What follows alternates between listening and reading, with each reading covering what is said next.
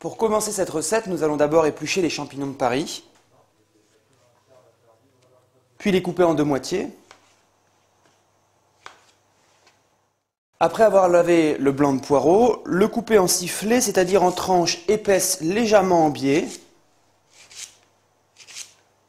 Couper le blanc de poulet en cubes de 2 cm environ. Dans un grand volume d'eau bouillante salée, au gros sel, plongez les sifflets de poireau 1 minute pour les attendrir.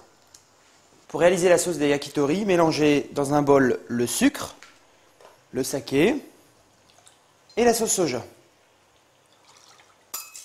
Mélangez délicatement pour faire fondre le sucre et réservez. Maintenant, je vais préparer les brochettes en alternant les cubes de poulet, de poireaux et des champignons. Puis, je piquerai ceci à l'aide d'un pic en bois. Attention à respecter que l'ensemble des ingrédients fassent à peu près tous la même taille, pour faciliter bien évidemment le temps de cuisson. Piquez en alternance. Pour la cuisson, dans une poêle avec un filet d'huile, faites rôtir les brochettes 3 minutes sur chaque côté.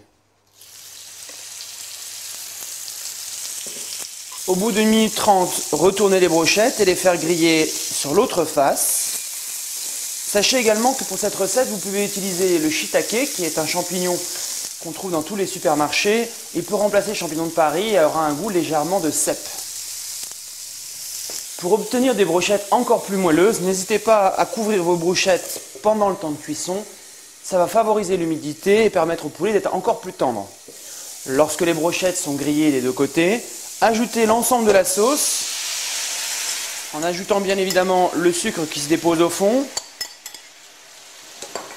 Puis, laissez évaporer l'ensemble de la sauce et à l'aide d'une cuillère, commencez à napper l'ensemble de la brochette pour la rendre brillante et sirupeuse. En fin de cuisson, la sauce a réduit, elle est tout simplement brillante. J'arrose correctement l'ensemble de mes brochettes, puis je vais les dresser. Dressez les brochettes dans une assiette rectangulaire et longue. Alternez-les. Pour décorer, j'ai juste gardé des petits épis de poireaux crus pour donner un peu de volume et d'esthétique et servir aussitôt.